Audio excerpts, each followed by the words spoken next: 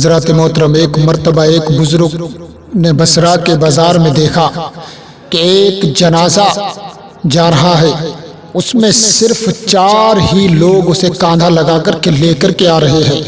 اس شخص کے جنازے کو دیکھ کر کے ان بزرگ نے کہا، حیران ہو گئے، کہا بڑی تعجب کی بات ہے، اتنے بڑے شہر میں اس کے جنازے میں صرف 4 ہی لوگ ہیں اور باقی کوئی بھی اس کے ساتھ نہیں ہے۔ وہ بزرگ اٹھتے ہیں، اٹھنے کے بعد اس کے ساتھ میں پیچھے پیچھے قبرستانوں کی طرف چل دیتے ہیں، پہنچتے ہیں، اس کی نماز جنازہ پڑھایا جاتا ہے، اس کو دفن کر دیا جاتا ہے۔ دفن کرنے کے بعد میں ان بزرگ نے ان لوگوں سے پوچھا کہ بتاؤ کہ اس کے جنازے میں کوئی اور لوگ نہیں آئے، معاملہ کیا ہے؟ تو ان لوگوں نے کہا کہ اس عورت سے پوچھو جو وہاں کھڑی ہوئی ہے۔ وہ بزرگ اس عورت کے پاس پہنچتے ہیں، کیا دیکھا ہے کہ وہ عورت دعا کر رہی ہے، دعا کی اور ہنسنے لگتی ہے۔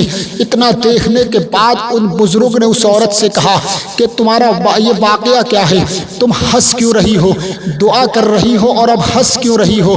تو اس عورت نے واقعہ بتایا کہ یہ مرنے والا میرا بیٹا ہے، یہ اتنا بدکار تھا، یہ بدمعاش تھا، کوئی بھی برا کام اس سے بچا نہیں تھا جو اس نے نہ کیا ہو۔ اللہ اکبر، پیارے مسلمان ہو۔ وہ اس کی ماں یہ ذکر کر رہی ہے، ان بزرگ سے یہ واقعہ بتا رہی ہے، کہا کہ یہ بدکار تھا، بدمعاش تھا، کوئی بھی برا کام اس سے بچا نہ تھا جو اس نے نہ کیا ہو۔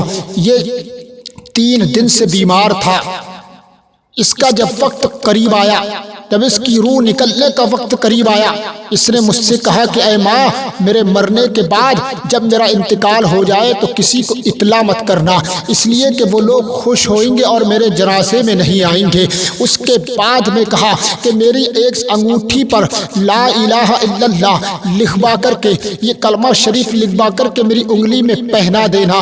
اس کے بعد میں اپنا پاؤں میرے رخسار پر رکھ کر کے کہنا کہ اللہ کے مجرم کی سزا یہی ہے۔ اللہ اکبر، پیارے مسلمان ہو۔ پھر اس کے بعد کہا کہ تو اللہ سے دعا کرنا کہ میں میرے پروردگار عالم، اے میرے مولا، اب میں اس سے راضی ہوں اور تو بھی راضی ہو جا۔ سبحان اللہ۔